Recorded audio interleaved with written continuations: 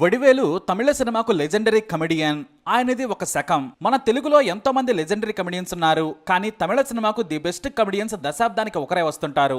కానీ వరుసగా 3 దశాబ్దాల పాటు తమిళ సినిమా కామెడీని ఆకాశానికి తీసుకెళ్లారు వడివేలు.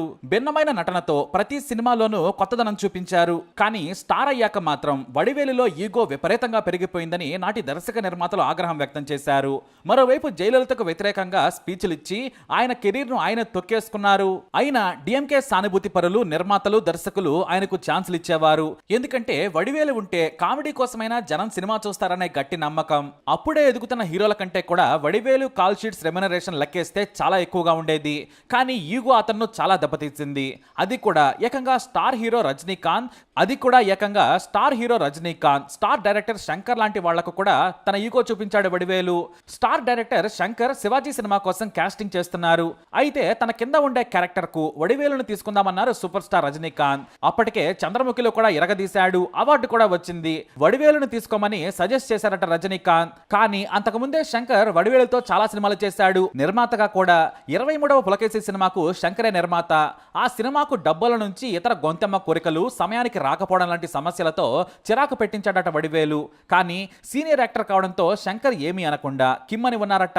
ఇప్పుడు మరోసారి వడివేలుతో వేగలేనని రజనీకాంత్కు చెప్పేశారట శంకర్. నాకు స్టార్ కమెడియన్ వివేక్తో మంచి ర్యాప్ ఉంది, మంచి స్నేహితుడు కూడా, క్లాస్ క్యారెక్టర్ కి బాగా సూట్ అవుతాడని ఒప్పించారట. దీంతో రజనీకాంత్ సరేనన్నారు. అలా గొప్ప సినిమాలో అవకాశం పోగొట్టుకున్నాడు లెజెండరీ కమెడియన్ వడివేలు. అప్పటికే ఆయన తమిళ సినిమాను ఏలుతున్నా కూడా ఈగో అతి ప్రవర్తన దెబ్బతీసింది. ఆర్థికంగానూ ఇటు భారీ సినిమాలోనూ నటించే ఛాన్స్ కూడా పోగొట్టుకున్నాడు. అయితే ఈ సినిమాలో తనకు ఛాన్స్ రాకపోవడంతో వివేక్ పై కోపంగా ఉండేవాడు వడివేలు. అతనికి ఛాన్సులు వస్తున్నాయి, చేసుకుంటూ వెళుతున్నాడు. కానీ రజనీకాంతే తనకు పాత్ర రాకుండా చేశాడని పలువురి దగ్గర చెప్పుకున్నాడట వడివేలు. అంతేకాదు, విలక్షణ నటుడు పశుపతి నటిస్తున్న ఒక సినిమాలో రజనీకాంత్ గెస్ట్ క్యారెక్టర్ చేసేందుకు ఒప్పుకున్నారు. ఆ మూవీలో వడివేలు 15 రోజులకు కాల్ షీట్ ఇచ్చాడు.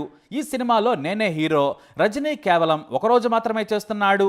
నాకు ఆయనకిచ్చిన రెస్పెక్ట్, క్యారవాన్, ఫుడ్ సహా అన్నీ కూడా జాగ్రత్తగా ఇవ్వాలని హెచ్చరించాడట.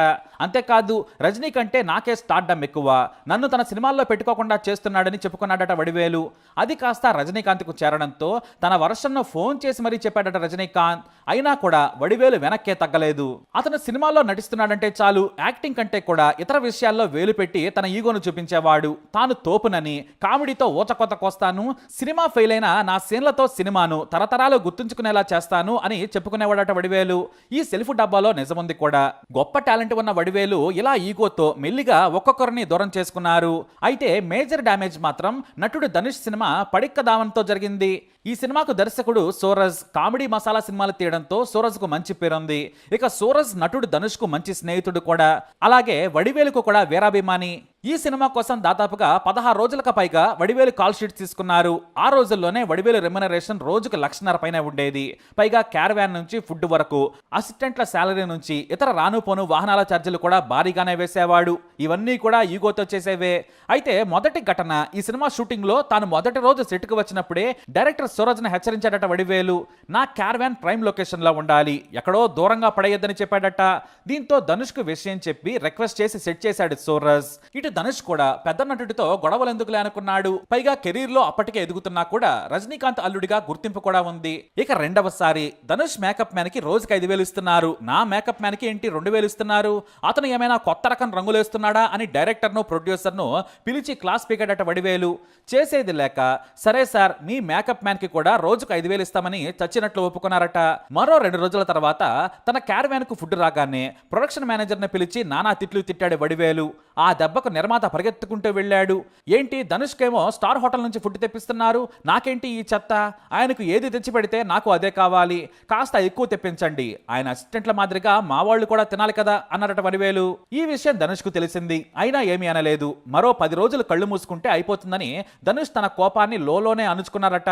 తాను హీరోనైనా కూడా తనతో పోల్చుకుంటున్నాడు, పోల్చుకున్నా పర్వాలేదు, కానీ చీప్ గా బిహేవ్ చేస్తున్నాడని సూరజ్ దగ్గర కోపడ్డాడు ధనుష్.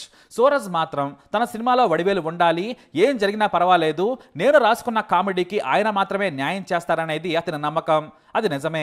సెట్లో ఎంత జరిగినా కూడా సీన్లోకి వెళితే మాత్రం వడివేలు పాత్రలోకి పరకాయ ప్రవేశం చేసేస్తారు. క్యారవాన్లోకి వస్తేనే ఆయనలో కొత్త మనిషి వస్తాడని దర్శకుడు తన అసిస్టెంట్లతో చెప్పేవాడు. ఇక మళ్ళీ మరోసారి తాను ఇంటికి వెళ్ళేటప్పుడు టయోటా కొరాలాలో పంపించండి, ఇండిగోలో పంపుతున్నారేంటి, ధనుష్కు మాత్రం లగ్జరీ కారు, నేను మాత్రం డొక్కు ఇండిగోలో వెళ్లాలా అని నిర్మాతకు క్లాస్ పీకాడట. దీంతో మరో లగ్జరీ కారును ఏర్పాటు చేసిన ప్రొడ్యూసర్. అప్పటికి ధనుష్కు కూడా సొంత కార్లు ఉన్నా నిర్మాత కార్లనే వాడేవాడు. ఇలా చిన్న చిన్న విషయాలకు వడివేలు చిరాకు పెడుతూనే ఉండేవాడు. ఒక రోజున ధనుష్ వడివేలు మధ్యన 3 సీన్లు తీసేందుకు ప్లాన్ చేశాడట దర్శకుడు. కానీ 2 సీన్లు మాత్రమే తీయగలిగాడు.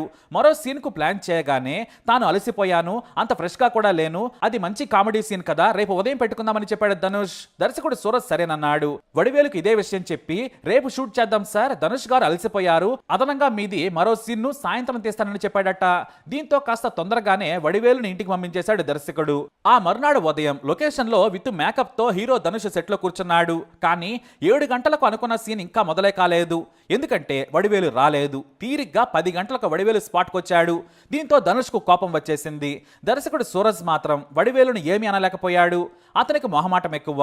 దీంతో ధనుష్ తన సీట్లో నుంచి లేచి, ఏంటన్నా కాస్త సమయానికి రావచ్చు కదా, మేము 100 మంది ఖాళీగా సెట్లో కూర్చున్నాం, మళ్ళీ సీన్ స్టార్ట్ అయ్యే సమయానికి లంచ్ టైం అవుతుంది, కొద్దిగా టైం మెయింటైన్ చేయండి అన్నా, లేదంటే ఒకవేళ ముందే చెబితే డైరెక్టర్ వేరే పని పెట్టుకునేవాడు కదా అని కాస్త చురకలంటించాడు. ఇటు దర్శకుడు కూడా ధనుష్తో మాట కలిపి, కాస్త టైంకి రనన్నా, వేరే నటులతో నేను అడ్జస్ట్ చేసుకోగలను, హీరో గారి డేట్స్ మిస్ అయితే నాకు ఇబ్బంది అవుతుందని సూరజ్ బ్రతిమలాడుతూ చెప్పాడట.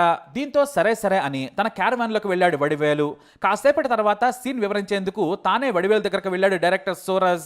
ఏమనుకోకండి అన్న, మీరంటే నాకు చాలా ఇష్టం, ఆ విషయం మీకు కూడా తెలుసు అని సీన్ చెప్పబోతుంటే ఆగమన్నాడట వడివేలు.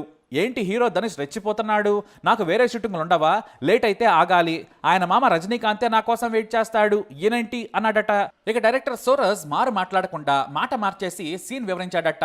ఆ రోజు అలా ధనుష్ వడివేలు మాట్లాడుకోకుండానే కామెడీ సీన్లలో నటించారు. ఆ తర్వాత రోజు ధనుష్ కు షూటింగ్ లేదు, చిన్న బిట్లో మాత్రమే కనిపించాలి. ధనుష్ ను సాయంత్రం 4 గంటలకు రమ్మన్నాడు దర్శకుడు. సరేనని 4 గంటల కంటే ముందే ధనుష్ వెళ్లి సెట్ లో కూర్చున్నాడు. అయితే అక్కడ వడివేలు పేచి పెట్టడంతో షూటింగ్ ఆగిపోయిందని అసిస్టెంట్ డైరెక్టర్లు ధనుష్ కు ఫిర్యాదు చేశారు. ఏమైందని అడిగితే నటుడు సుమన్ కాళ్లు పట్టుకునేందుకు వడివేలు ఒప్పుకోవడం లేదని చెప్పారు. దీంతో ధనుష్ ను తీసుకుని దర్శకుడు సూరజ్ కమెడియన్ వడివేలును పక్కకు పిలిచి సీరియస్ గా అడిగారు, ఇది సినిమా, మీకు చెప్పాల్సిన అవసరం లేదు, మీరు ఇంతకు ముందే ఎంతో మంది నటుల కాళ్లు పట్టుకున్నారు కదా, కొత్తగా ఎలా చేస్తున్నారంటే అని ఇద్దరు సీరియస్ గా అడిగారు. నేను ఊరు పేరు తెలియని తెలుగు నటుడు సుమన్ కాళ్ళెందుకు పట్టుకోవాలి, మీరే స్క్రీన్ ప్లే మార్చేసుకోమని చెప్పాడట. దీంతో దర్శకుడు సూరజ్, నటుడు ధనుష్లు వడివేలు మీద సీరియస్ అయ్యారు. డబ్బులు తీసుకుని యాక్ట్ చేస్తున్నావు, ఫ్రీగా కాదు, చేయాల్సిందేనని చెప్పారట. వాస్తవానికి ఆయన ఈగోయిస్ట్ అని తెలిసిన వీరిద్దరూ తొందరపడ్డారు. కాస్త బతిమలాడితే వినే నైజం వడివేలిది. ఎందుకంటే ఆయన ఈగో సాటిస్ఫై అయితే నటిస్తాడని ఇతర సీనియర్ అసిస్టెంట్లు ముందే చెప్పారు. కానీ ప్రతిరోజు పేచి పెడుతూ ఉండడంతో ఇద్దరు కలిసి తీవ్రంగా తిట్టారట. దీంతో వడివేలు సీరియస్ గా క్యారవాన్ లోకి వెళ్లిపోయాడు. అయితే ఇటు దర్శకుడే కాంప్రమైజ్ అయిపోయాడు. సీన్ ని మార్చి చేస్తామని చెప్పి వడివేలు మేనేజర్ కు సమాచారం ఇచ్చాడు దర్శకుడు. అరగంట తర్వాత వడివేలును తీసుకురమ్మని తన అసిస్టెంట్ డైరెక్టర్ ను పంపాడు దర్శకుడు. కానీ వడివేలు క్యారవాన్ లో లేడు. మేనేజర్ అభిరామన్కు ఫోన్ చేయగా, మా సార్ మీ మూవీ చేయనంటున్నాడు, వేరే వారిని చూసుకోండి అని చెప్పి ఫోన్ కట్ చేసేశాడు. దీంతో సూరజ్ పదే పదే వడివేలుకు ఫోన్ చేసినా కాల్ లిఫ్ట్ చేయలేదు. తానే ఇంటికి వెళ్లి వడివేలును బతిమలాడి రేపు షూటింగ్ కి తీసుకొస్తాను, మీరు వెళ్ళిపోండి అని ప్యాకప్ చెప్పేశాడు డైరెక్టర్. కానీ ధనుష్ ఒప్పుకోలేదు.